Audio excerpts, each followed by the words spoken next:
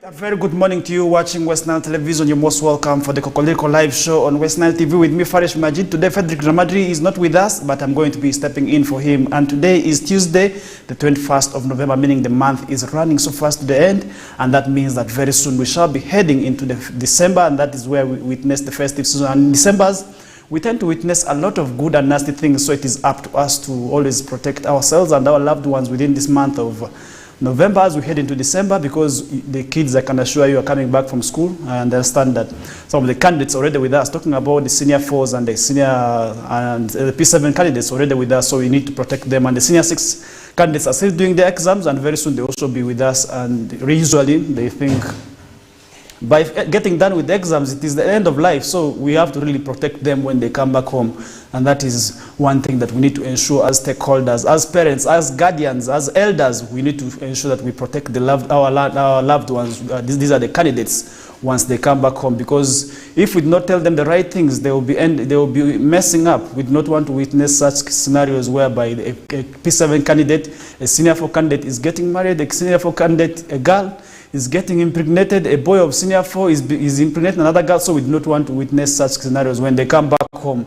As stakeholders, we really need to ensure that we guide them, we really tell them the truth, because if we do not tell them, really it is one sad thing that they will be able to do. And from wherever you're watching us from, you are most welcome aboard. For those of you watching us from Alurland, from Madiland, Acholi sub-region, in Central, in Lango, in Busoga, where the wedding was, because surely this wedding has been the talk of the week, I can say. It has been trending on all the media platforms, the royal wedding. I think very soon I also interest myself in heading to Busoga, maybe to get for myself a partner from that side. But that does not stop them also from coming to get married to us. We really need to ensure that we share cultures through intermarriages. So I think the Busoga, the Baganda, the Wanyankoli, also we need to move from one place to another. We need to extend our cultures. So I think that is one thing we need to really ensure that we do. If we do it, it will be to the benefit of the citizens, because we are all Ugandans, and that does not mean that we do not have to share our cultures. And one way we can actually share our cultures is through intermarriages. So I think we really need to ensure that we do it.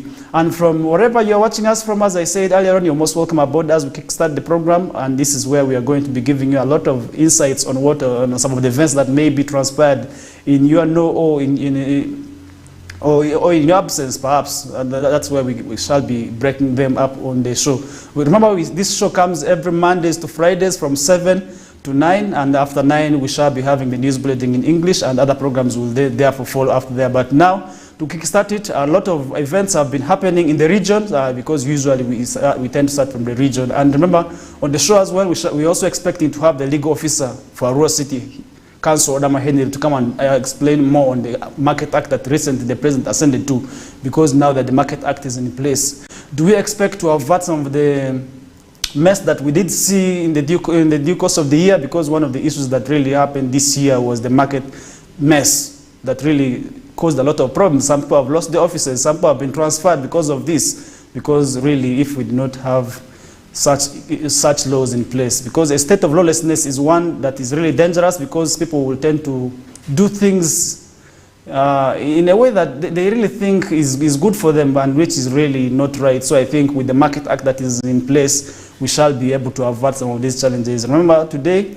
now let us start off with some of the issues within the region. 38 people have been arrested from Arua City, and these people have been arrested this Monday, I think, by a team of security operatives and health officials following the breaking of the Tobacco Act. Really, people have taken the law into their hands. People are staying in these maskans, and these people are arrested from these places that usually they call maskans. I don't know what maskans mean, but usually the youths tend to be in numbers in these places where they chew the mairungi, they come and smoke the cigarettes, they come and smoke the shishas, they come and smoke the other bad drugs. So I think what police did is really commendable, and really we need to appreciate police for coming to ensure that these people are arrested and moved, and these shisha pots actually were impounded, and a total of 38 people were arrested, and some of these people we actually released. Those who are found innocent, we are released, and those who are found to be consuming these products are to be arraigned before courts. So I think what police did is commendable, but now the question goes back to you. If you are not abusing these drugs, what are you doing in these maskans? What are you doing in these places where these drugs are abused from?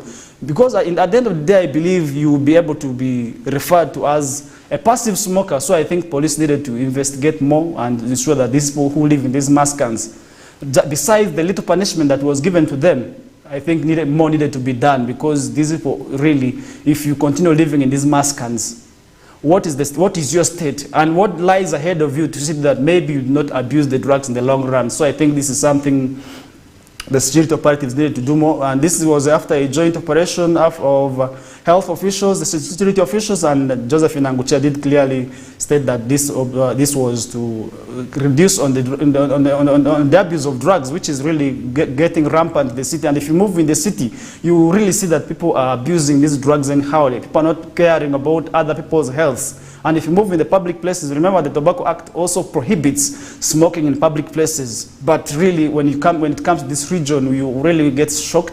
Very young boys are smoking in open, they're smoking in public.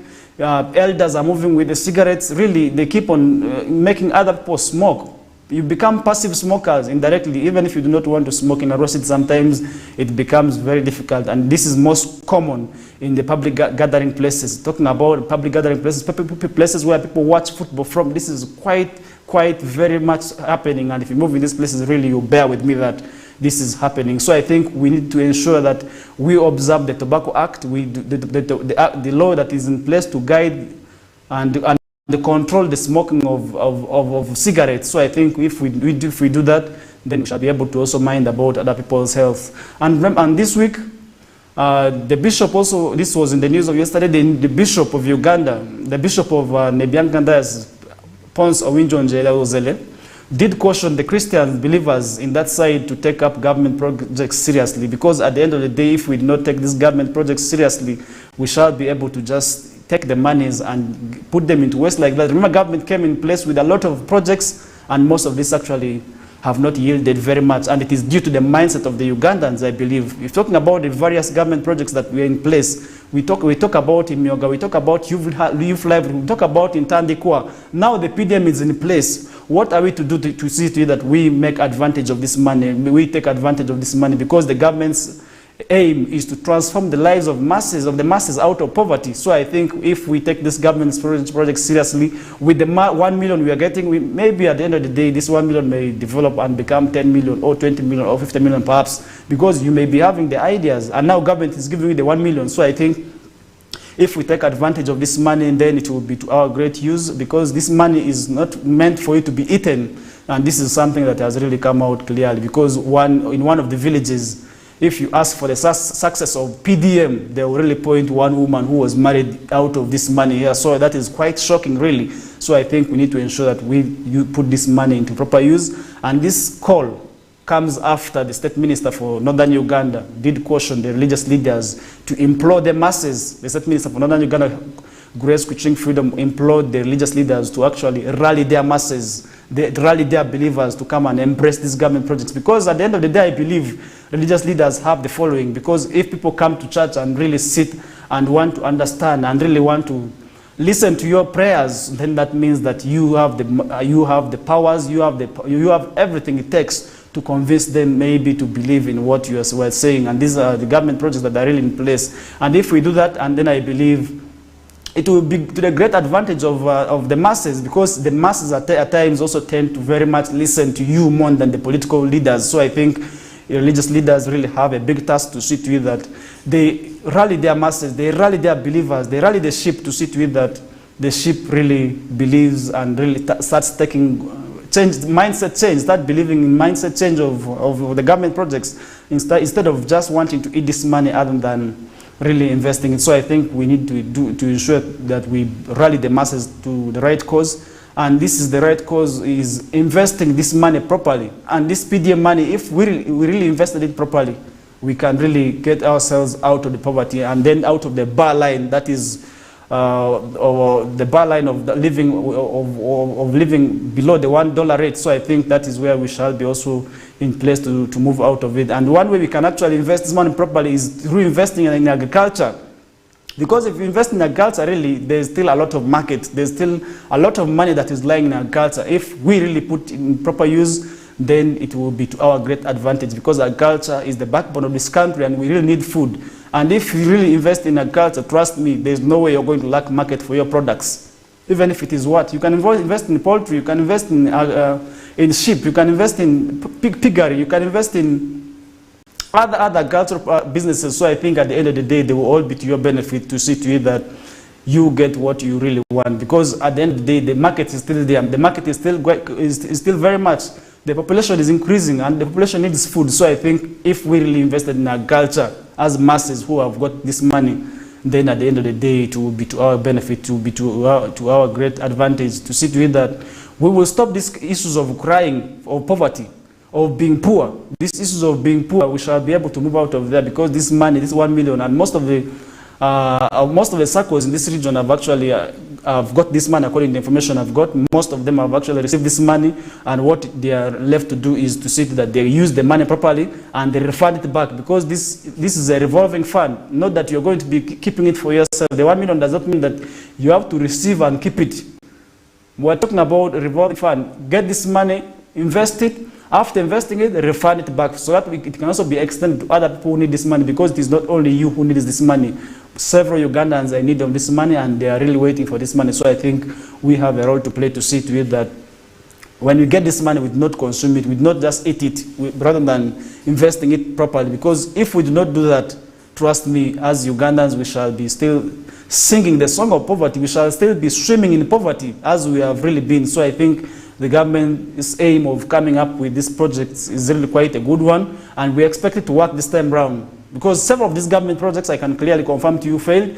If you have to talk about the youth livelihood, they failed. Ntandikwa failed. Bonabagawale failed. So I think if we really change our mindset against these government projects, then the PDM will be the change now. The PDM will really be what we really want, what we really expect maybe to see to it, that it will be the driver of our lives out of poverty as a nation. So I think this is why the President of Uganda, His Excellency Yoweri Kaguta Museveni, did come out with this project and said to you that we need to move our poverty out of the lives of the masses right from the parish level, because the parish is the unit where really we shall be able to see to it that we understand poverty from the lowest level. So I think the government's aim is really a quite good one. We really commend it. So I think we need to ensure that now we put these monies into proper use. We do not abuse them, we do not just eat them, we do not consume them, we do not use them for taking beer.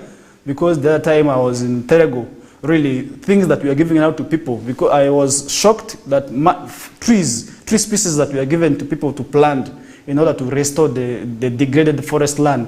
People were misusing them for taking alcohol. They were taking them to these women who sell alcohol. So I think that is quite shocking. If you receive something from government, really, we need to ensure that we take advantage of it, because this is your money at the end of the day. You're a taxpayer. Whether you like it or not, indirectly, you're a taxpayer. Whether you like it or not, the things you're buying from the shop already taxed. So I think if we just have that negative mindset against government projects, then that it is quite shocking, because at the end of the day, it will be you to suffer. This money, these things that the government is giving you back is from the monies that you have paid through taxes. So I think as masses, let's ensure that we have change in mindset. So I think that will be able to also help us. And now the Market Act is in place. We are expecting the legal officers, as I stated earlier on, but I can really briefly put a hint on it. On Friday this week, we did have a stakeholders meeting. I actually happened to be one of the persons that attended it. And this was with the leadership of the vendors, together with the technocrats and the political leadership of Central Division. And this was actually organized by Central Division. And if you look at the raw main market, where there was a lot of mess, it is actually found in Central Division. So I think what the Central Division did is quite well to see to that with the new Market Act that the President of Uganda, His Excellency Yoweri Kaguta Museveni, recently ascended to. That was in 2023 this year. And the law is now in place, because we have really had a lot of mess within the markets, not only in Arua here, we have had also in other places talking about Mbarara. So I think this Market Act is the driver to addressing some of these challenges. But now I'm a strong believer that this nation does not lack the laws.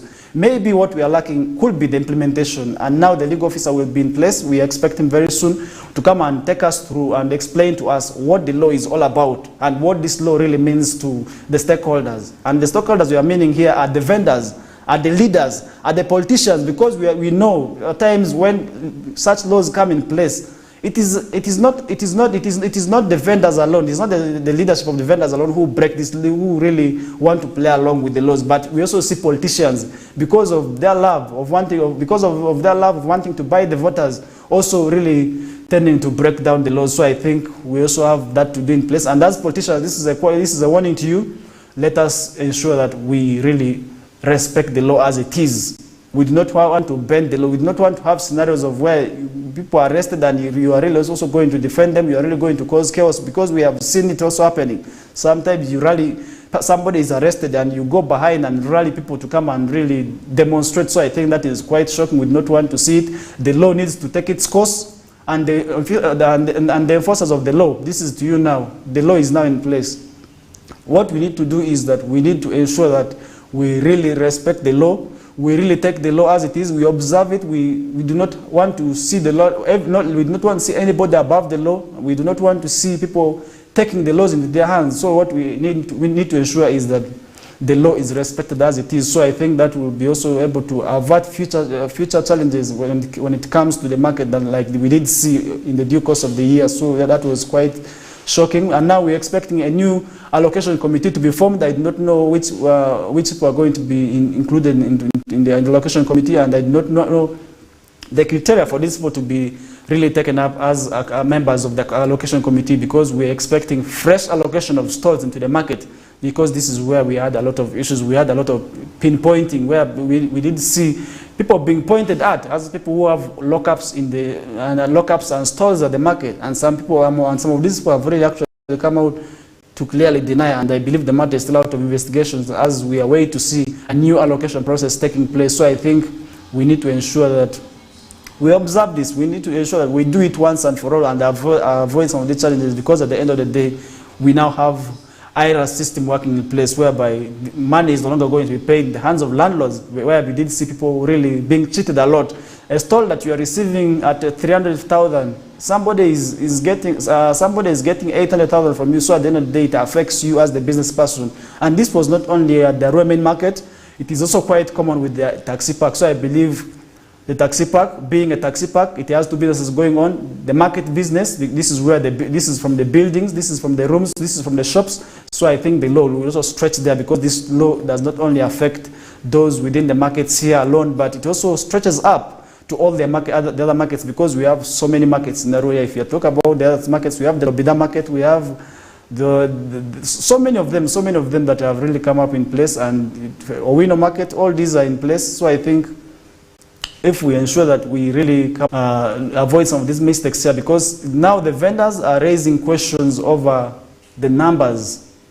Yes, this is something that we really need to ensure. If all of them are to be relocated, because some of these markets are to be broken down, are to be destroyed, because what the government needs to ensure is that the market is filled up. Because if you are still to move to the market, you can observe that some of the stores up are still not being occupied. So I think if we really move these people out of where they are to the market, and then to be able to then also avoid some of these challenges here. Because if you have to look at it, we are still talking about the issues of street vending. Street vending maybe is coming up because some of these people do not want to go to the market. So I think we need to ensure that we do away with these issues of street vending through the law. We take the law as it is, we observe it as it is. When it comes to enforcement, nobody is above the law, so we need to ensure that we really observe the law as it is. At the end of the day, it will be to the benefit of us as a nation.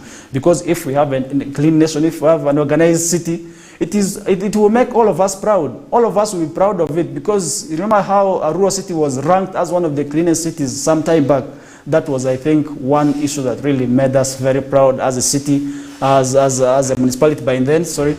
I believe that was one issue. And now, if we ensure that it happens again, Arua City be ranked as one of the cities that is clean, because recently when it was ranked as one of the cities that is having the highest revenue mobilization. So I think it also made us proud, despite us having challenges when it comes to payment of these taxes. At the end of the day, we were all happy. So I think as leaders, as the technocrats, as the politicians, as the various stakeholders, the vendors themselves, we need to ensure that we come to terms with the law. We really observe it. We need to take it as it is. At the end of the day, it is to guide us, because I believe the law is not put in bad faith.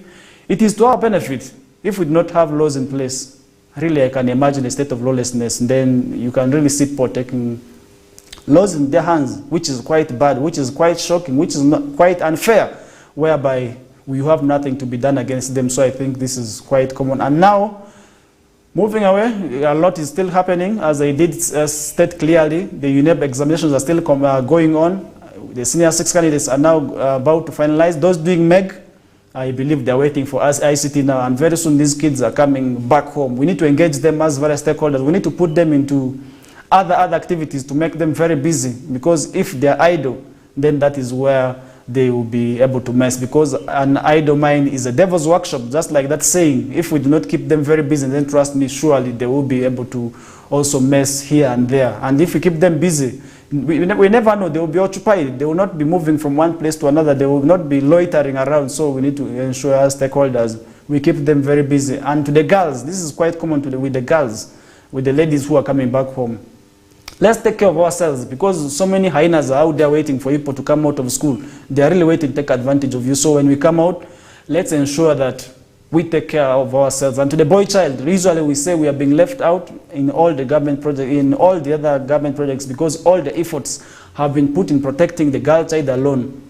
You as the boy child, you also have the right to protect yourselves, because the girls are more vulnerable. I believe that is why the various stakeholders are putting so many campaigns against the girl child more than the boy child. So I think this is because the girls are more vulnerable, though the boy is also vulnerable, but the vulnerability of the boys, I think, is to a less extent. So I think we need to ensure that when these projects are coming in place, let's keep ourselves busy. The PDM is around. Let's support our parents. Let's support the various neighbors who are implementing these projects here, and to see to it that maybe at the end of the day we shall be able to earn something small for ourselves. So I think that is it.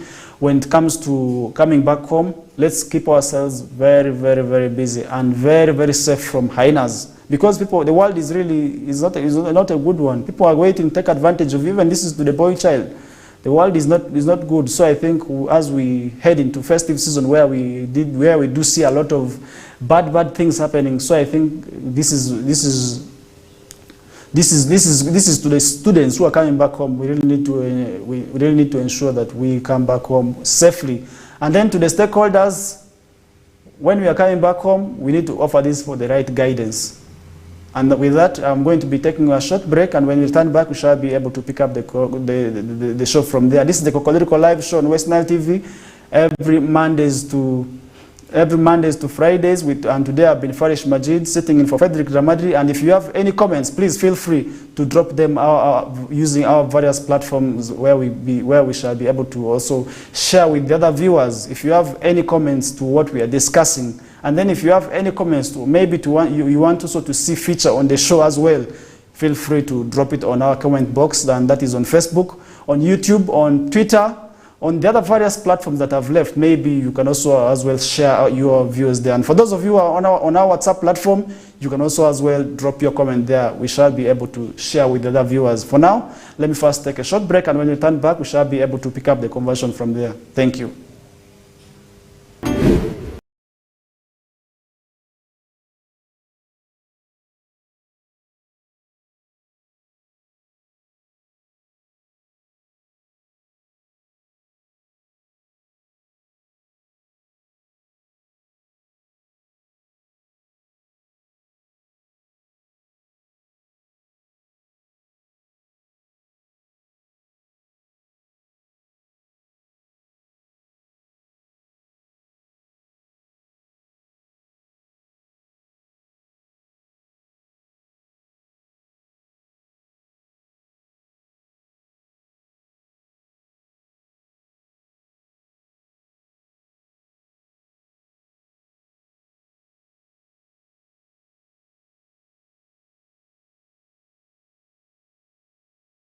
Welcome back from that short commercial break, and we are still going on with the Kokoliriko live show on West Nile TV. And today my name is Farsih Majid, sitting for Frederick Ramadri, and we are doing this every Mondays to Fridays. And remember, this is the first program that starts off your day, so you need to start off your day in a good way, with a smile.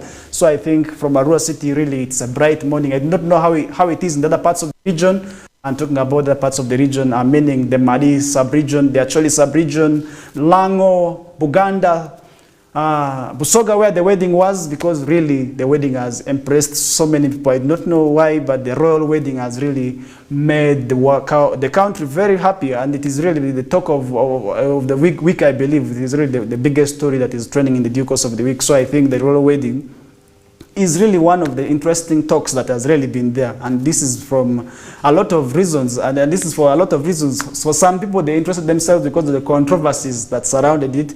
You remember, if you can remember, the other lady that did come out to say that she is the king's wife. So I believe that is something that really made the country very happy, and from the pictures around, really, I think very soon I'm heading to Busoga, and that does not stop Busoga also coming to us. We need to ensure cross marriages so that we also share cultures. Why don't we share the cultures with other people? So I think this is something that we need to ensure as a nation, as a country, at large. So I believe with that we shall be able to also really be happy. And remember, at 8 a.m. I believe the guests will be around, and that is when we shall be able to pick up with the conversion of the Market Act. And this Market Act is already in place, and it is coming. So this is to the vendors. The Market Act is coming. It is coming in place. So I think if we do not take advantage of the remaining days, the Market Act will throw us out. And remember, the town clerk did issue a strong warning to the vendors who have not been complying to the laws. And now the Market Act is coming in place. So I think if we do not really take advantage of the Market Act properly, it will throw us out. And town clerk was clear. It will throw you out of the Arua main market. It will not allow you in the Dramachako market. So at the end of the day, maybe you find yourselves in one of the markets that is out of the country, perhaps, or maybe out of market now. So at the end of the day, so I think that is really something that we need to impress ourselves.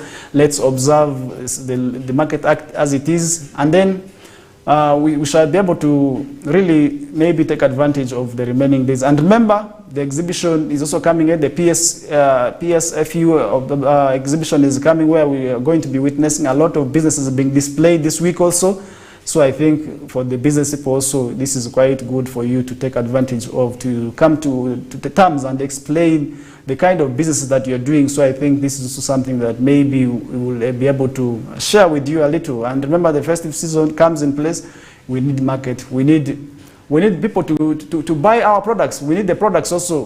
This is from the consumer to the producers, the producer-consumer relations, the chain that is there really also needs to be activated. So I think at the end of the day, it will be to the benefit of us all, be it the consumer, be it the producer, be it the retailer. So I think at the end of the day, it will be able to also help us, because the festive season comes a lot of challenges. But the question that comes with it usually is, how prepared are you for this season? Today is 21st. We are left with about just 9 days to the end of the month. And very soon we shall be heading into December. December is the last month of the year. And usually, I don't know why, but December tends to run so fast. It is one of the months that really has speed when it comes to running.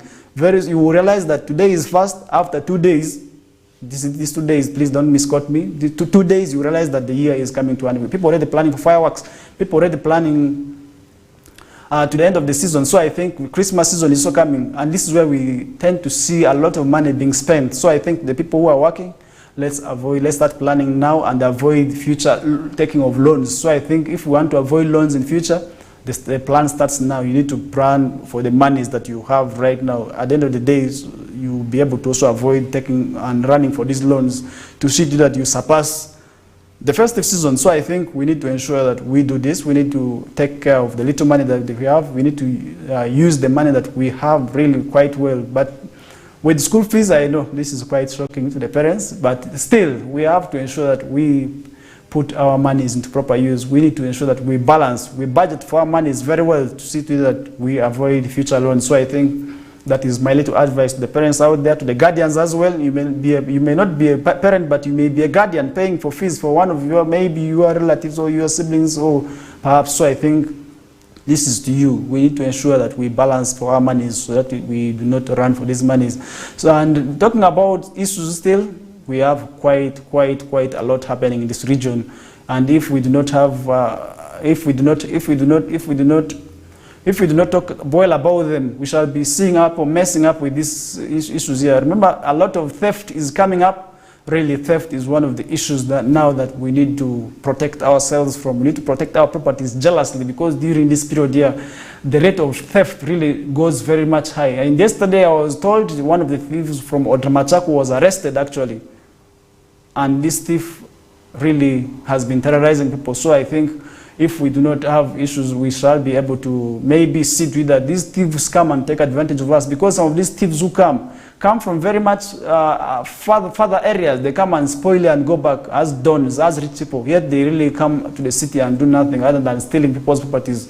And once they go back as rich people, and people praise them. So I think this is something that maybe, if I tell you that we need to also protect ourselves, to be to our benefit as people of Uganda. So I think we need to ensure people our safety in terms of the property, in terms of our lives, because in December, usually in the festive season, so we have a lot of accidents quite happening, which is not good. So I think if we do that, it will help us. It will not only help the nation, it will also help all of us to see to it that we avoid such issues. And if you have any comments to what we are discussing, I can still remind you that you can use our various feedback generating platforms. Talking about the feedback generating platforms, we have Facebook. You can drop your comment there. And you can go to WhatsApp and drop your comments there. You can as well use the YouTube channel. And remember, you're on Zuku. The channel number is 0073. In case you're watching us from Zuku, thank you so much. And in case you're watching us from YouTube, you are as well thanked a lot. And when it comes to WhatsApp, Facebook, in a special way, I also want to thank you. And what you need to do now is share your comments. We shall be able to share them on the screen as well with the other viewers who are watching us from the other platforms. And remember, some people watch us as far as overseas. People are watching us from overseas who really want to know what is happening in the region. This is where we give you what is happening in the region, because our mission as West Nile TV is to lighting up the region, and one way we are going to be lighting up the region is through giving you what is happening on ground here, so that you are aware of what is happening back home and you are not left out. So I think as West Nile TV, our mission being lighting up the region, what we are doing is really commendable, to see to it that we tell you what is happening back home. So I think from wherever you are, all you need to do is just get yourselves tuned to West Nile TV every Mondays to Fridays from 7 to 9 a.m. And after 9, we shall be having the news bulletin in Lubarati with Feta Emmanuel, who will be able to come and also tell us what is happening in the world of news. Because for those who won't understand the language, one way you can actually understand the news better is through listening to news that is in your language. And this is to the Lubaras, if you really want to understand the news better, because the team behind is really ready and very much steady to give you what is happening in your local language. So I think that is something that is in place to see to that you understand what is happening. And now a lot of things happening in this region. The courts are still sitting on. I believe they started yesterday, where a lot of 3 justices have really come up, and they will be able to also help reduce the backlog. I will be giving you more details in the second hour of the show. When it comes to that issue of the court sitting, I will be in place to give you more details in the second hour of the show, and that is where we shall be taking up the conversation. And afterwards, as I told you, we're expecting to have the legal officer, Council Henry Odama, the lawyer for Arua City Council, so he'll be able to also join us maybe later on to explain the Market Act. Because on Friday he did explain to the stakeholders. We also expect him to come and explain to you now who did not attend the meeting, so that you also know what is maybe in the law, and maybe some of how the law is going to affect you. Because at the end of the day, whether they like it or not, once this law is in place, be it directly or indirectly, they will catch up with you. They will affect you in a way or the other, maybe to a good advantage or to a bad one. So I think you need to be aware and in the know of the law. So I think, because at the end of the day, you will not be able to say, I do not know what the law was saying, because the law is clear. Ignorance of the law is not defense. You will not have any chance of saying that I did not know what I was doing. So I think ignorance of the law still stands. It is not defense. So I think you need to be aware of what is happening in the law. You need to be sure of what is happening, of what is in the law, so that you avoid scenarios of being caught off guard by the law. So I think this is quite interesting, and we expect him very soon. And when he joins us, he will be able to explain more when it comes to that law there. And now moving on, West Nile region is also still witnessing a lot of, this is in sports, they are going to be really hosting the Lango sub-region in the next games, that is in the semi-finals. And Lango region did play their neighbors actually, and they played a 1-1 draw, but the advantage went to Lango after their 2-0 win in the first leg. So I think Lango will be able to host West Nile after West Nile edging Busoga 1-0 on away from Kavumba. So I think this is something also where I feel we need to know as a region, because this is a region that loves sports. It is clear that West Nile is one of the regions that loves sports, making us the defending champions. So I think we can also still go back in numbers and defend this champion there, and maybe at the end of the day we shall be maybe 2 times winners, 3 times winners perhaps. So I think we are champions as West Nile, and I believe West Nile being one of the sports giants, so I think we shall be able to also be in the know of what is happening in the world of sports, because a lot is happening in the world of sports, and sports is not as sports.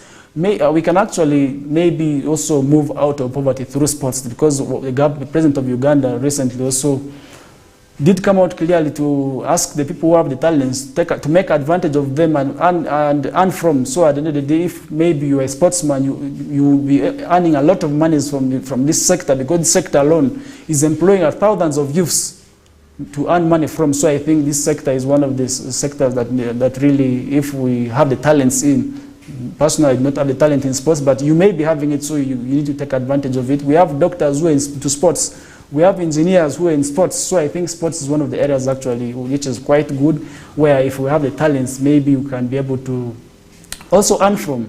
And that is it. And when it comes to sports, we need to also see that we have to take advantage of it. And now actually parliamentary group leaders are saying no to the use of Kibwa Stadium as one of the hosts for the World Cup for AFCON. So I think this is something that really is in place. And their reason is clear. They need that place to be developed. And that place really, if that stadium is developed, then at the end of the day, we shall be able to really see the numbers of our stadiums increasing. Because as a country, we are still having a few number of stadiums, and the land is there, and yet the land is there. So I think if we developed what we have, then at the end of the day, it would also increase on the sports in this nation, because what we need to ensure is that we develop sports. We develop sports of this region. We develop as a country through sports. So I think at the end of the day, it will be to our benefit all as a nation, as a country. At the end of the day, it will help us all. Because if the youths who are the majority being left out in the unemployment gap, if we engage them through sports, the numbers will obviously reduce, and see to it that we move out of the unemployment bar, that really where the youths are souring, are really slipping in. So I think if we engage ourselves through sports, then that will be able to also move our lives out of poverty. So I think that is it when it comes to sports, where we have a lot quite happening. And now moving on, the security systems are in place. What we need to ensure is that we work with them. The festive season is coming. This is something I left out. I don't know how. We need to work out with the various security agencies to see that we avert some of the challenges of crime. Because if we work with them, we shall be able to tip them. And one issue that the borders raised during their meeting was not the unfavorable relationship of working with the police. So I think police also needs to harmonize that when it comes to working with the public. The public are the ones that can maybe tip them off with what is happening, so that what they do is taking up in investigation. So I think we need to ensure that we really sensitize the locals. We work very well with the locals. We work very well with the LCs. And the LCs also need to ensure that their relationship with their people is quite well, because as an LC, if your relationship is very poor, the people will not tip you on who these criminals are within these areas. And remember, these criminals are and in the city here, criminality is really on the rise. People's phones are being snatched every day. Women's handbags are being pulled. Women who are withdrawing these PDM funds sometimes are being targeted. And if you move into these banks, you can see a lot of kids being in these places. And one issue that was really raised quite very much is that these boys are actually not there for playing. These boys are not mad, but what they're doing, they're doing intelligence system. They are monitoring who is coming out from banks and with what kind of amount of money this person coming out, so that they inform their people who bring them on the streets, and who are these people that bring them on the streets. That is something also we needed to investigate, to see that these people really stop this habit of giving people hard time. Because if you have your money, if you have your smartphones that is just being snatched by somebody like that, and something of 200 million, something of 200,000, sorry, is taken up, and sold very cheaply like that and puts you at loss of wanting to starting to buy another ones, that will be quite shocking. It will be quite disadvantaging. So I think this money is maybe, if we ensure that we take advantage of them and we observe security of ourselves. Vigilance is very key, because if you are vigilant,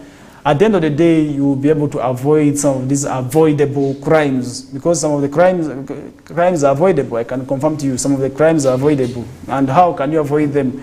If you somebody whom you see in the area and you are doubting this person and you do not know this person's activity, the person the whole day is sleeping, but at night is going out for missions that you do not understand, you respond by reporting to LCs. The LCs will take up the mandate of reporting to the police station. So I think such that these people are investigated and discovered of what they do. So I think if we do that, at the end of the day, it will help reduce on the crime rate that we are really seeing in this region here. Because if you are to move in the city here, let me interest myself with the city. Central Division has really become a hotspot for criminality, and the new Deputy RDC, Ham Zamile Zama, really pledged to fight criminality. And he has started up with the fight against criminality through community policing. Recently, he had one of the meetings in one of the areas that has really become a hotspot. This is Kenya Ward. This is where a lot of criminality is happening also. It has already become a hotspot. I do not know why this is quite common with in most of the slummy areas. And if we do not observe that, then at the end of the day, we shall be also seeing crime rates shooting up very high. And at the end of the day, our people will be at the risk of suffering in the hands of these criminals. So I think we need to observe vigilance. Vigilance is key, and he has already started up with community policing, and we need to support him through with other security agencies to see that we avoid criminality, because a country of high crime rate is one that is really not quite good one. So I think it avoids development, it stops other activities from progressing. At the end of the day, that will not be quite good. And we are still continuing with the show. And remember, at 8 exactly, we expect to have the legal officer. I do not know how far, but I need to confirm he may be on his way.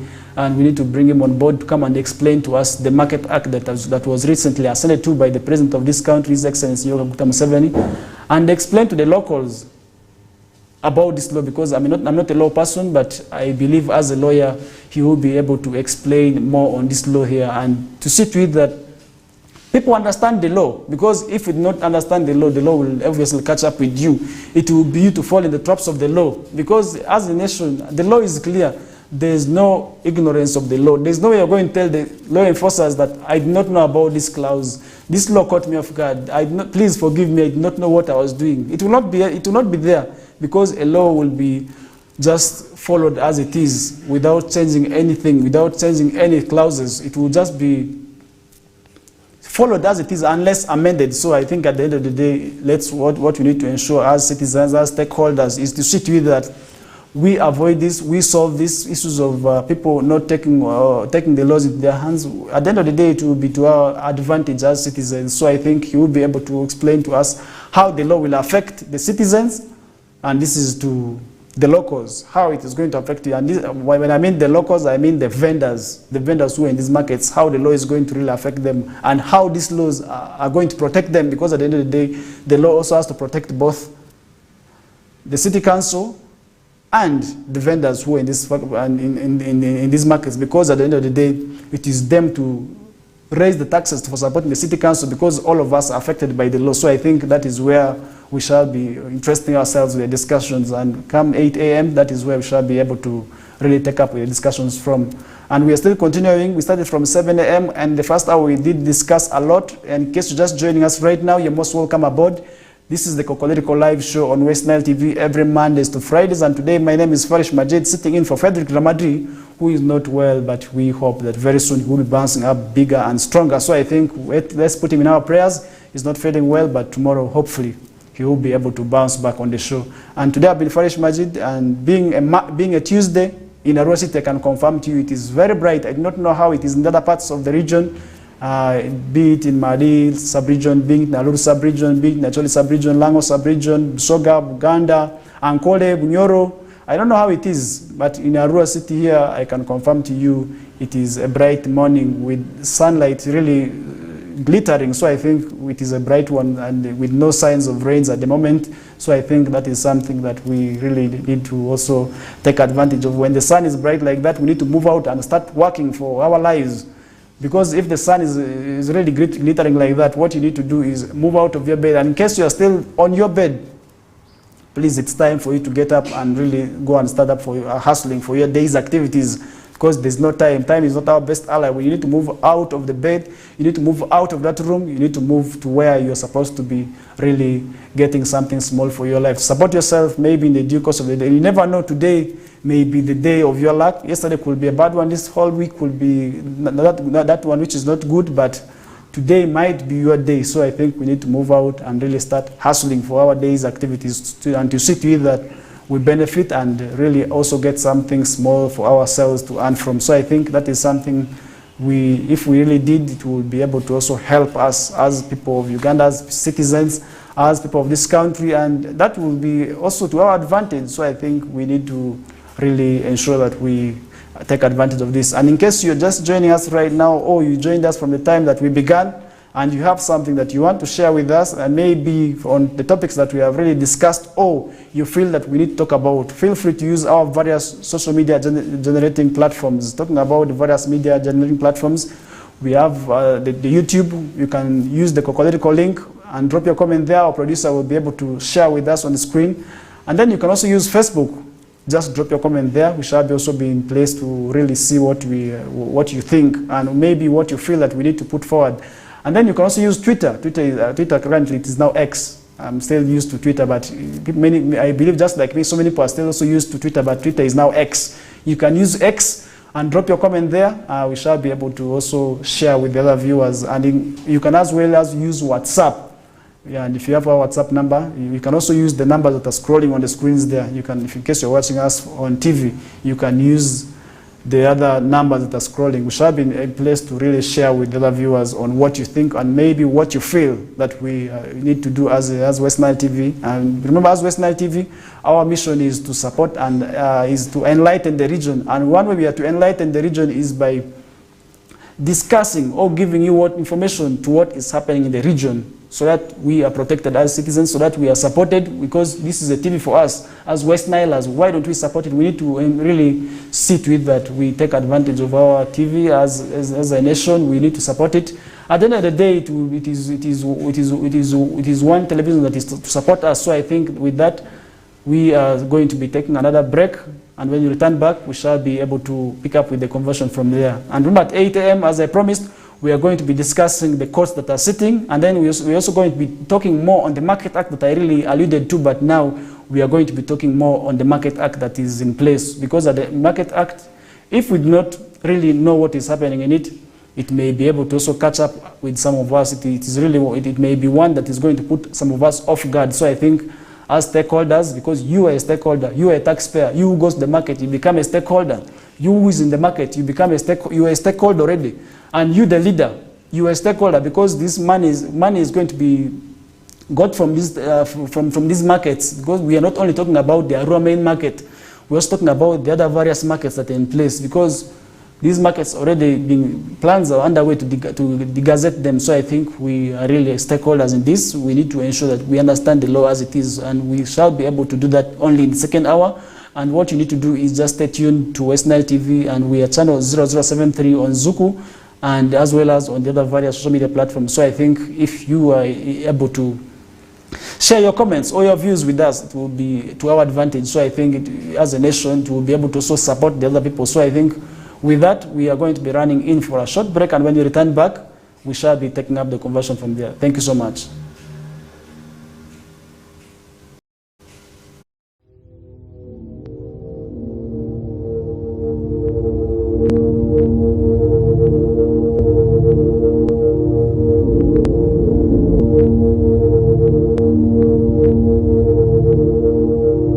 West Nile TV, lighting up the region.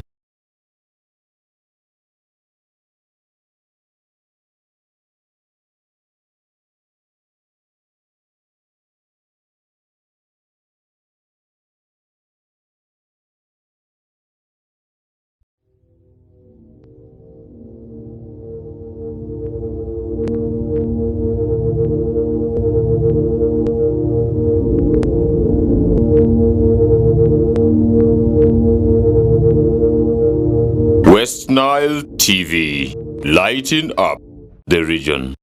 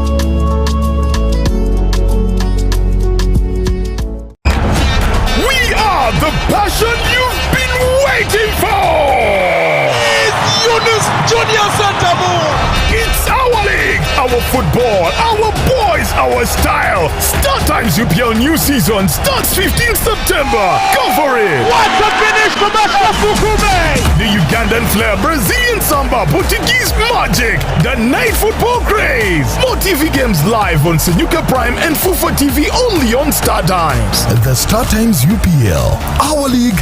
Go for it!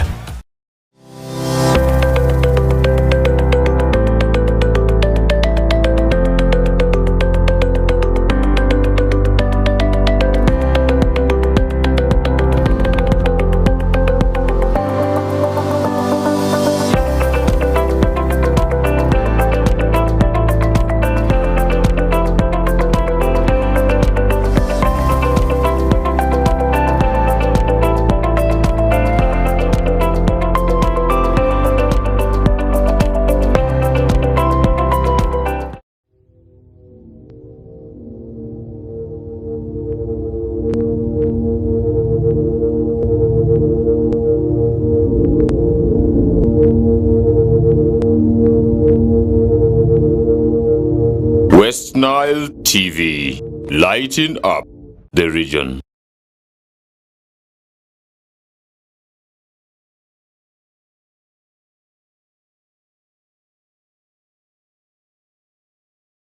Right, welcome back on the Kokoliriko live show. It's still me, Farsih Majid, heading up to the hour of 9 a.m. And remember, we're already some few minutes after 8 a.m. and we did promise you that we shall be having the legal officer, but unfortunately he's not able to make it to us on the show. Maybe we shall be able to also host him some other day. And now moving away, we shall not, that means that we're not going to be talking more on the Market Act because we expected more from the horse's mouth, because him being the legal officer, he will be able to explain to us more of this in detail. So I think him not being on the show that will not stop us talking about this Market Act, but we have already given to you a hint.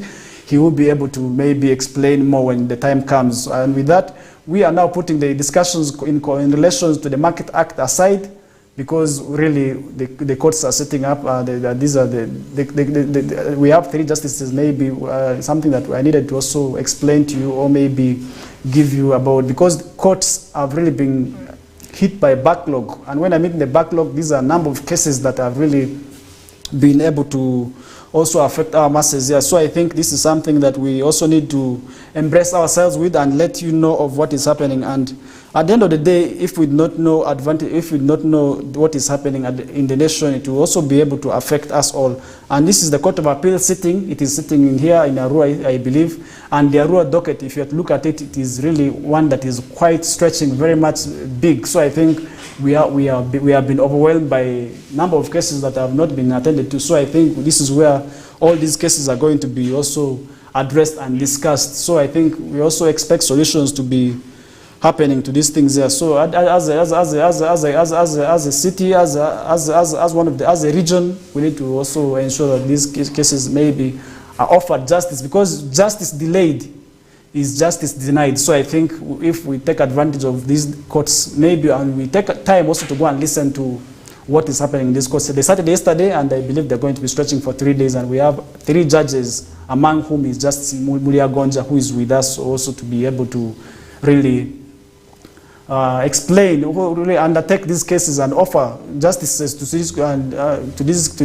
these several cases that are already in place. So I think at the end of the day, it is to the advantage of these people who may be unfairly or who may not be feeling fair, because before you reach the High Court, before you reach the Court of Appeal, you pass through a number of courts, starting from the magistrate, starting from as low as the LC1 court, stretching up to that level of the High Court. So I think this is one of the top hierarchies when it comes to the administration of our laws. So I think when it comes to addressing of these issues, and remember, as I told you, the Arua High Court circuit is one that stretches very much far, because these issues if people have really raised that concern that it stretches very far. It is one that is quite big, and we expect a number of cases to be handled by these judges. So I think the lawyers are already in place, the legal officers are already working tirelessly to see that their clients get justice. So I think this is something also we need to commend the government for when it comes to reducing the case backlog, because case backlog is one that is really very much happening, very much occupying the judiciary. So I think this is something that we need to also help and support in. So I think at the end of the day, it will be to the benefit of the people who have these cases in their courts, because justice, once it is taking long, it becomes justice denied. So I think this is something that also we need to ensure ourselves in. And now, moving away from these issues of the courts, this is where we also expected the legal officer to be discussing more, but he will be able to maybe join us next time. But now, moving away from the DRC, because we did see that people are now campaigning, people have really taken up the mantle of wanting to be the next leaders of the country, and talking about the next leaders. We are meaning the presidents, we are meaning the other leaders. People really have shown interest now to see to that they take advantage and become the next leaders of this election. So I think that is also something that if we really take advantage of, if we really interest ourselves, because DRC is our neighbors. What is happening in DRC is also likely to happen, is both directly or indirectly to affect what is happening in Uganda, so as a country, because they are our neighbors, and the Sudan war is still continuing, and the war, we have seen it affecting the affairs of these countries, because we have so many people, we have so many Ugandans, we have so many citizens who are in these countries. So I think that is something also we need to ensure ourselves with. We need to ensure that we know of what is happening, and we also know the candidates who are showing interest in these things. So I think that is something we also need to impress ourselves with. We need to embrace ourselves with the elections of our neighbors. We need to understand what is happening. Maybe at the end of the day, we shall be able to also see a free transition, because a smooth transition of power.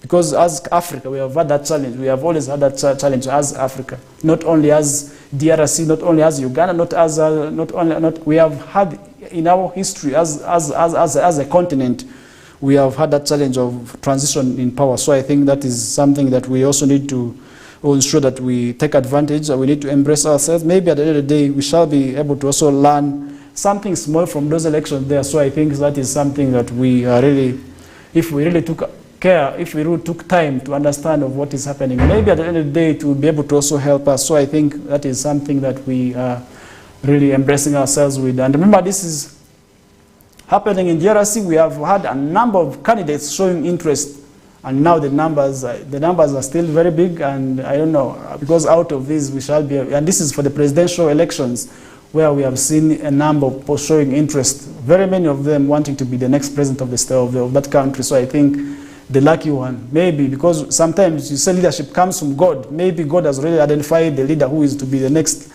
president of that country. So I think this is something that also we need to embrace ourselves, and we shall keep following until the last day. And who exactly is aspiring, we shall be also telling you. We shall be in place to tell you, and who will be the next winner. So that is something also we shall be able to also tell you when it comes to the Kokoliriko live show. What we do is every Monday to Friday we give you what is happening in and around the world, and that is through the various discussions around the country, and we tell you what is happening in the country. So that is something also we need to ensure ourselves, and as a nation we need to observe and follow.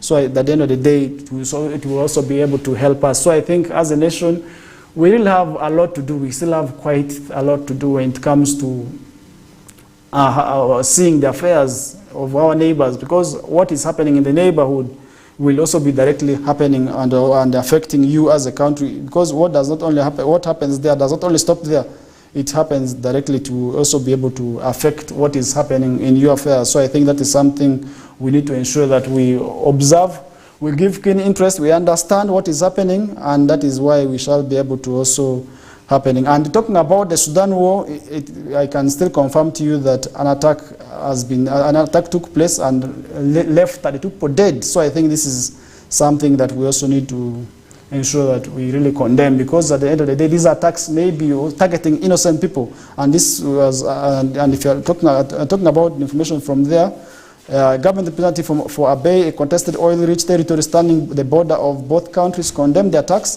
that occurred early Sunday in two counties by armed militias, and this is just on Sunday, very recent. So I think on Sunday is one of the holidays. You, the terrorists, you, the militia, are going to attack people. What do you expect God to do to you? So I think that is something also we need to condemn, and we need to really need to ensure that we avoid. We also condemn. And these people, if they are arrested, let them be brought to book.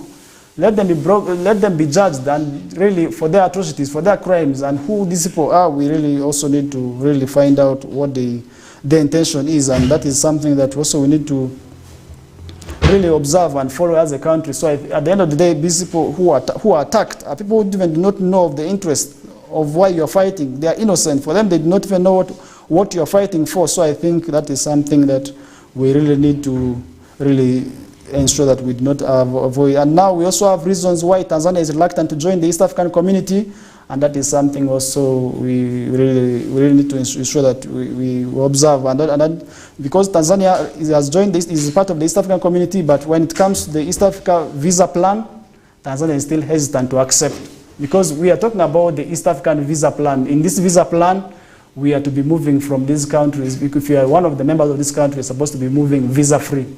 Yes, visa-free. For you to move from Uganda to Tanzania, or from Uganda to South Sudan, from Uganda to Congo, you do not need visa. All you need to do is just ensure that you have maybe the other identities that will identify you as really being one of the persons from these countries.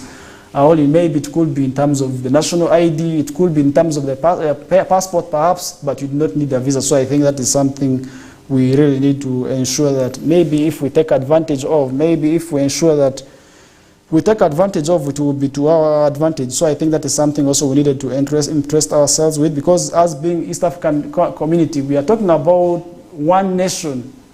Yes, we are talking about one nation in the East African community where all these countries will join and form one country. And we look to see to it that these countries have one head of state, and that will be governed by one president, and maybe at the end of the day it will also be able to fasten development, because there will be resource sharing. That's one advantage of the East African community. They shall be able to see resource sharing when it comes to allocation of resources and allocation of funds, and then maybe at the end of the day to also help speed up development of these countries. So I think as a East African community, that is one thing that I usually interest myself in supporting this move. So I think it is quite a good one, and if we really supported it, maybe it will be also to the advantage of our people. So I think we need to ensure that we take advantage of what is happening.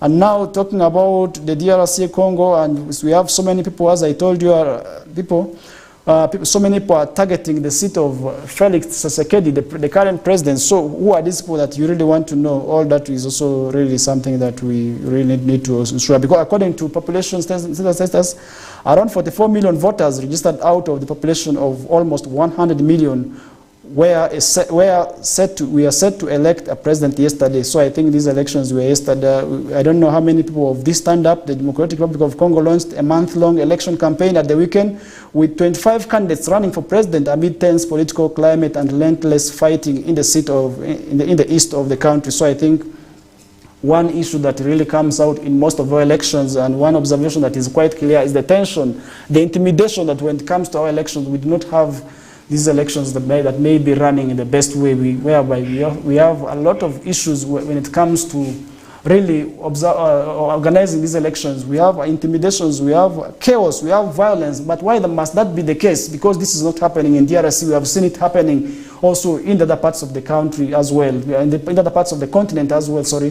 We have also seen this happening. So I think, why must we be able to have chaotic elections? Can't we really have, as a continent, can't we really set example of having a very peaceful and smooth elections without really having violence? Or is it our nature that all the elections that are to be organized must come with a lot of violence? So I think that is something that we really need to also ensure that we avoid. As a nation, we need to avoid, because all these things will really happen not in good faith. We really do not show a good image of us as a continent at the end of the day if we do not exhibit democracy, because democracy is talking about the majority over the minority. And if we have such scenarios, and one issue that actually deters the democracy we are talking about is the intimidation, because once people are intimidated, their actions will also be affected, their actions will be deterred. So I think this is something also we need to embrace ourselves with. We need to avoid and see to it that if we do not avoid, then we can control them. Let's control, because as a nation, as a continent, we have seen this happening quite common. If we can do that, at the end of the day, then that will also be able to really stop and avert some of these challenges when it comes to controlling some of these areas. So I think that is something we need to also avoid. And if we do that, it will help us as a continent. It will help us as people of Africa. As Africans, it will make us proud. And then we shall be able to also see to that we get the right leaders. So I think that is something that we really need to ensure. And more in the stories that we are trending on the media. So I think the Kampala land boss charged afresh over shillings 2 billion fraud. This is something also we need to talk about, because if we do not talk about them, because we are talking about corruption, we are condemning corruption, and one area where corruption has been very much is the area of land. Now the Kampala land board chairperson David Balondemu was on Monday arraigned in court on fresh charges of alleged fraud in connection with obtaining more than 2 billion from United States-based KG firm. I think this is something that we need to also really condemn, because land. We're talking about land. Most of the land conflicts have actually been fueled by corruption, and corruption in various ways, in so many dubious ways. So I think if we do not avoid this as a nation, then it will be able to also catch up with us. So as a nation, as a country, we have the right, we have the mandate to avoid corruption, because corruption is one thing that is really biting so much, and if we do not avoid it, it will be able to catch up with us. It will be able to affect us as a nation. So I think that is something also we need to ensure that we fight, we control. At the end of the day, it will be able to help us. So I think as a nation, we still have the fight against corruption, because land is actually one of the areas where corruption has been very much witnessed and has been very much exhibited. So I think the land boards, these officials who had the land, who the land offices, we have seen government land being just taken up by people like that, by unscrupulous and unclear circumstances, people signing up for these government lands. In Arua City recently, we did see an investor putting up one of the company's telemasts.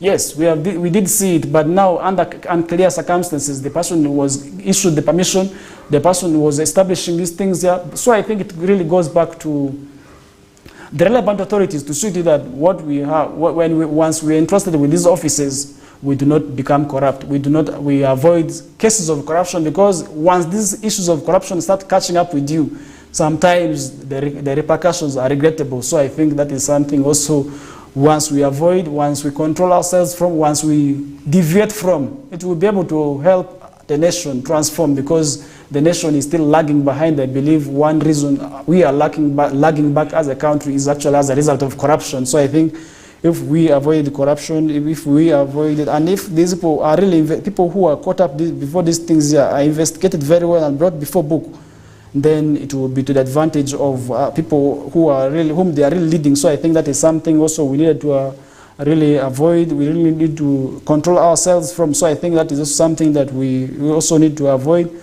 And now as a nation, we have the mandate. We have a mandate to see to it that we avoid these issues here. We control ourselves. We have measures to see to that we control corruption. We avoid corruption, and to see to that at the end of the day, we shall be able to really also control ourselves. And now moving away to the Balalo case, which has really also been there quite common of late, because we are talking about the Balalo being really, because these are people, these Balalo are in northern Uganda. If you have to talk about northern Uganda, then West Nile, actually they are Lango with their cows. And now the leaders actually came out clearly to demand for exit of these people here. And now this issue has been there, and the government, President of Uganda, did come out with the executive order number 3, that is to oversee these people's stay in this northern Uganda, and issue the directive of these people fencing their animals, or fencing the places where these people's animals are. Maybe at the end of the day, he thought it wise that this would also limit these people's animals from moving anyhow.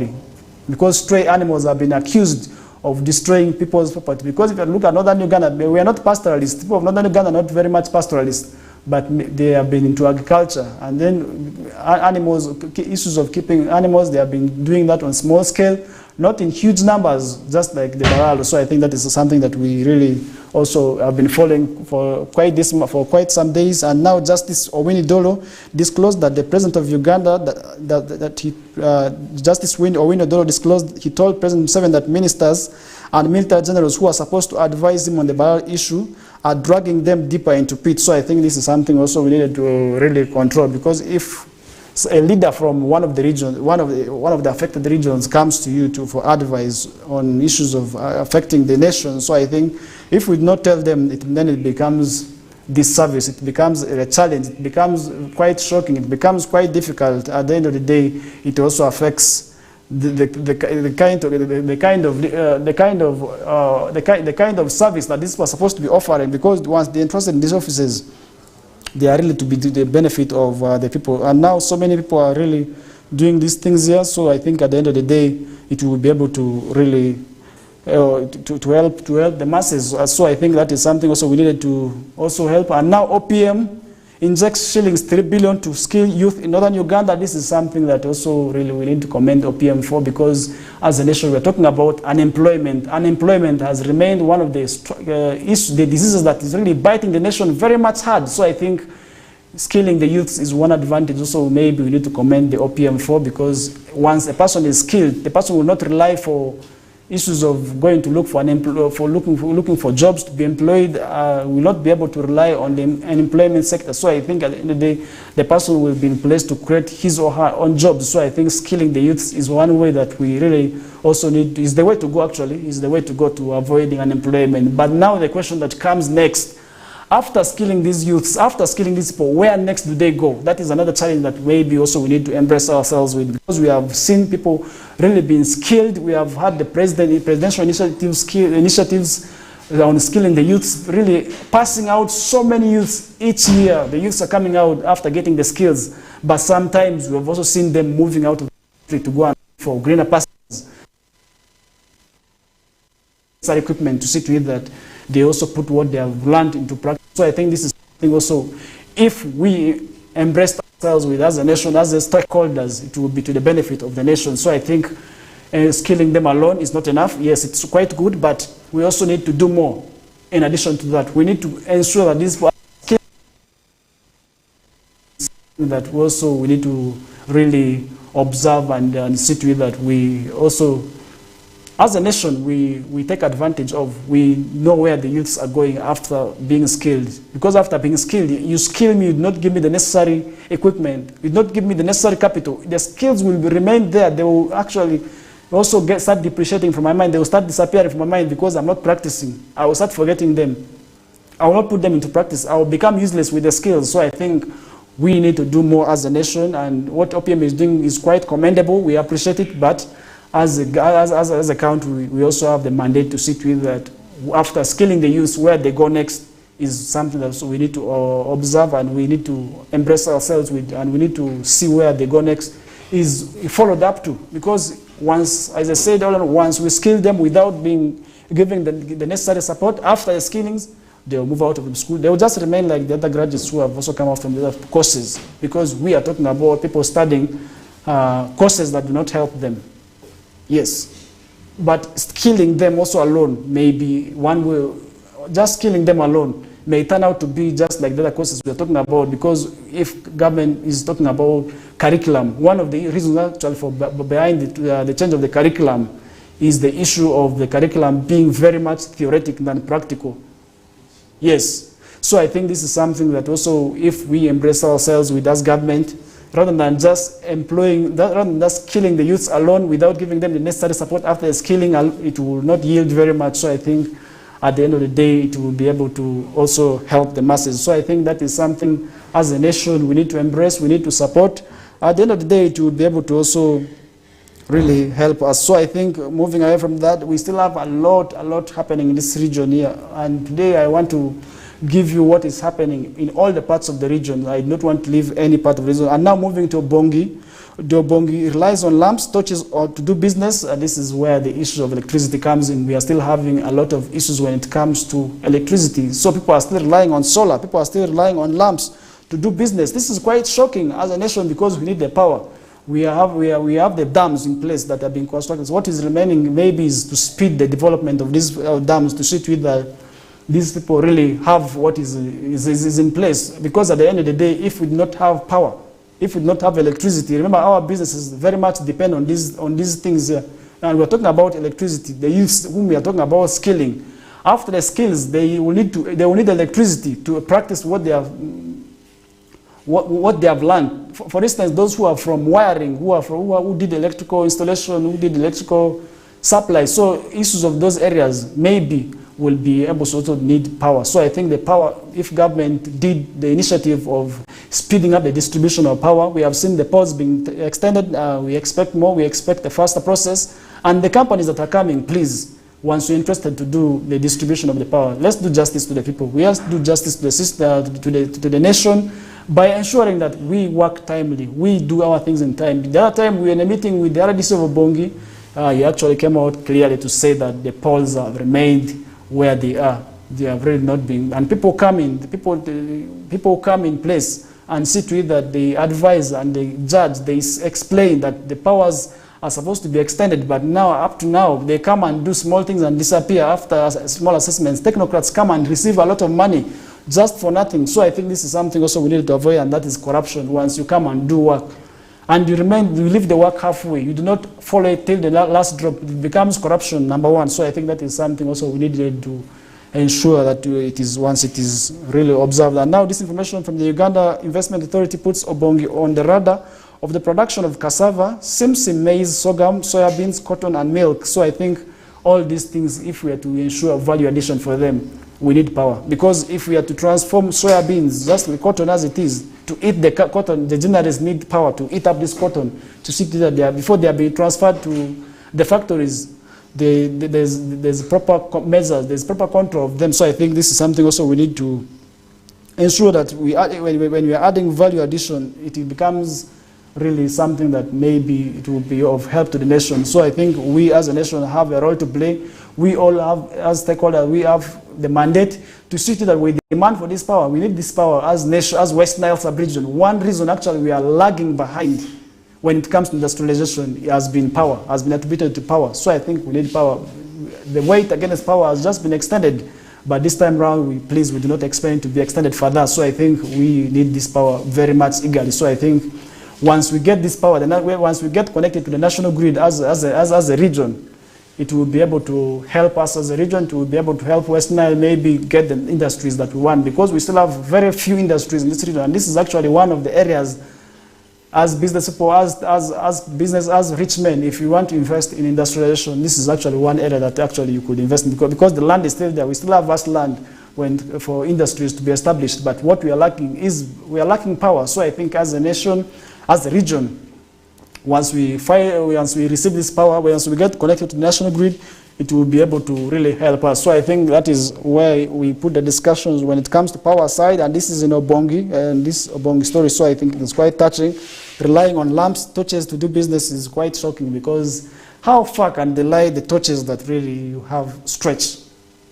Yes, and this is whereby if you are to avoid criminality, one reason actually has been attributed. If you look at criminality in this region, we have seen in this town, in Aro City, we have seen people destroying the equipment of electricity. So I think it is also making the lights become dark spots. When they become dark spots, they become hot spots as well for these criminals to hide. So I think if the place is lit up, it can expose who is hiding. You can see somebody who is planning to do some dubious activity from afar. So I think this is something also we need to embrace, and maybe if the government hurries up with plans of extending this national grid connection, then it will be able to help us as a region and maybe move the masses out of poverty, because we are talking about transforming lives out of poverty. So I think that is something that is really quite well that we need to observe, we need to ensure that we take advantage of. So I think this is something that also if we take advantage of, it will be quite good. Now, we are talking about so many things happening in this region. As I did allude to, we have quite many happening. And then we do have a lot of things still. I'll be able to still give more to you that is happening in the region. This is West Nile Television, and this is the Kokoliriko live show every Mondays to Fridays. In case you have anything, please, as I said earlier on, you can as well share with us on our various social media platforms. You can also use the other platforms and the feedback generating platforms, the YouTube link, in case you can drop your comment below there, and our producer will be able to also share with us and maybe throw more on the screens, as well as to see to it that we see what is happening. We see what is really happening in this region, because as November, today is the 21st, that means that we are remaining with very few days to the end of the month. And once this month is done, we are entering December, where a lot of things are happening. And as I did explain to you in the first hour, a lot will be happening in December, because usually in December, so many things happen, and we do have a lot of accidents also as well witnessed in this period here. So I think we can avoid this, and your safety is in your hands, and as a citizen, you have the mandate. It starts with you. Nobody else is going to be taking care of you. You need to ensure that your safety is first. Once you're traveling in this public means, you have the mandate to tell the drivers, because you are in charge of the drivers. You have the mandate to control the drivers. You have the right to tell the mandate to reduce on the speed. Yes, you have the mandate. Just recently, we did see a video of a link driver on WhatsApp circulating. So I think that driver was also apprehended and brought to book, and that is what we expect, because at the end of the day, we have been seeing a lot of accidents happening, and we have really seen a lot of lives being lost. We have seen so many people being left fractured. We have seen so many people becoming disabled as a result of negligence of some of these drivers. So I think as we head into the festive season, what we need to ensure as stakeholders, as people in these vehicles, as people in this public means, is that we avoid some of these issues here. And now when you talk about accidents still, don't drink and drive campaign is still on. Once you're in these cars, festive season is where we tend to see a lot of anxiety, we tend to see a lot of happiness, we tend to see a lot of celebration also being exhibited among the people. So I think if you are to enjoy carefully, maybe at the end of the day, it will also help you spare your life. It will also help you avoid some of these accidents. So I think this is something also we need to embrace ourselves as we head into festive season. We are just remaining with 9 days, and I can assure you December is one of the months that has a terrible speed. Because once you realize that it starts in a funny way, and very soon you enter Christmas. After Christmas, you're planning for New Year. After New Year, the year is done, and people have to go back to school. And this is the parents where the pressure starts mounting on them. Because after December, after the festive season, people are planning to go back to school. People are planning to take their loved ones to school, their children, their nephews, their cousins.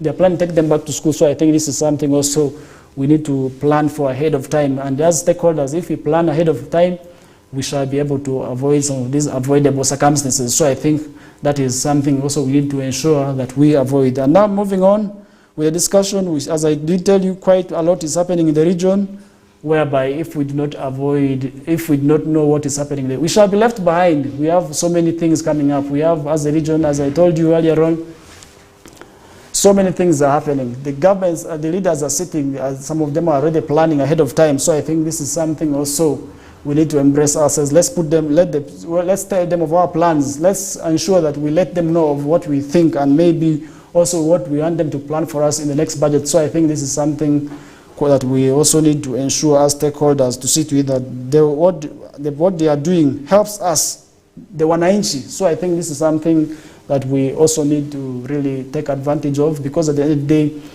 what happens directly comes to affect us. So I think with that, we are still going on with the show. We have some few hours. We are going to be leaving also for the Liberty News team to come through and prepare, and also let you know what is happening in the world of news. Fete Emmanuel, I can see, is getting set up, smartly dressed in the suit. I think he's also getting ready to let us know of what is happening in the world of news. And today is Tuesday. Remember, Tuesdays what we do every Mondays to Fridays, because on the Kokoliriko live show, we give you a recap of what transpires in the due course of the day, and maybe a day after, or maybe actually we actually stretch back the weekend and we let you know and understand what happened in your absence, in your know perhaps, or in your localities that you're not aware of. So I think this is something that we really need to ensure that as West Nile Television, our right is to lighten up the region. And lighting up the region, we have to ensure that by telling you what is happening in and around your vicinities first. Because first things, usually we say first things first, and by first things first in this region,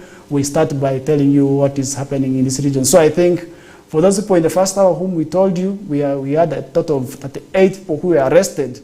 And these people were arrested in the areas, the areas of, I think, Central Division. Mostly they were arrested from Central Division. These are people who have been abusing the Tobacco Act. So I think they were arrested on charges, and this is something I told you in the first hour. They were arrested and they will be charged in the courts of law for breaking this law here. And those who are found innocent, but I don't know how you can be found innocent in a mascan.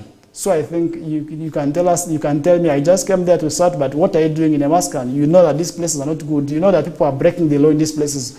What takes you in these places? So I think we need to ensure that we avoid going to these places there. And the festive season is coming, and this is where we are going to be seeing a lot of these places booming.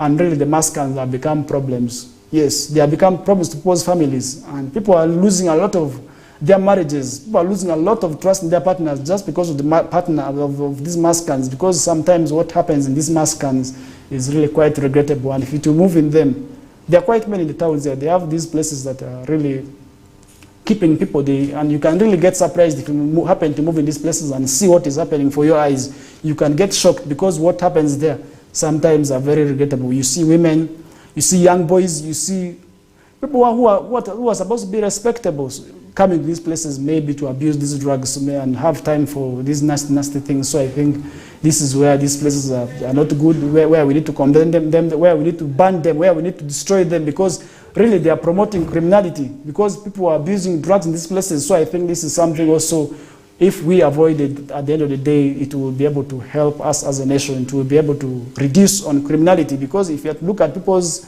marriages, most of them are actually breaking because of these mascans. What happens there are quite regrettable. So I think with that, today's discussion, we're putting it to a close. I can see Fete Emmanuel getting ready for the Liberty News, and the team is well prepared behind. So I think in a special way, I want to thank you, Captain, from the time we began. That is from 7 till the time we are coming to put the discussions to close. And today has been the Tuesday edition with me, Farsih Majid, every Mondays to Fridays. And this Kokoliriko live show is the first program of the day on West Nile Television. It starts up your day. So I think if you start your day being well informed, at the end of the day, it will also be able to be to your advantage, because an informed mind is a prepared one. If you're informed, you are prepared for anything. So I think this is something that we need to ensure as a nation, as a region, to see to it that we control and avoid issues of being left out. So I think that is it. We are putting this discussion to a close, and today I've been Farsih Majid, but in a special way, I want to thank the team behind the production, that is Senior Daldo and the zone behind the cameras. I want to thank you guys so much for ensuring that this program comes timely